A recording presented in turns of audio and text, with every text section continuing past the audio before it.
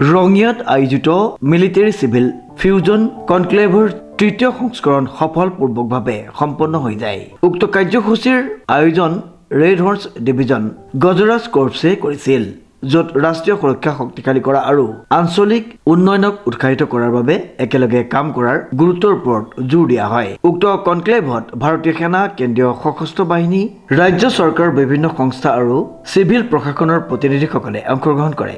সকলো অংশগ্ৰহণকাৰীৰ মাজত অৰ্থপূৰ্ণ আৰু ভৱিষ্যতক মনত ৰাখি আলোচনা অনুষ্ঠিত হয়। সভাত এই বিষয়ত বিশেষভাৱে জোৰ দিয়া হয় যে সকলো সংস্থাই উন্নত সমন্বয়ৰ সৈতে একেলগে কাম কৰিব লাগে, যাতে অঞ্চলটোত উন্নয়ন, স্থিৰতা আৰু সুৰক্ষা নিশ্চিত কৰিব পৰা যায়। লগতে দুৰ্যোগৰ সময়ত মানৱীয় সহায় আৰু ত্ৰাণ কাৰ্যসমূহ অধিক ফলপ্ৰসূ কৰি তোলাৰ বিষয়ে আলোচনা কৰা হয়।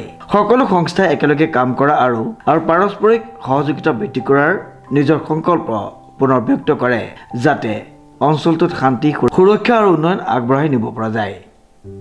Bureau' report, news now.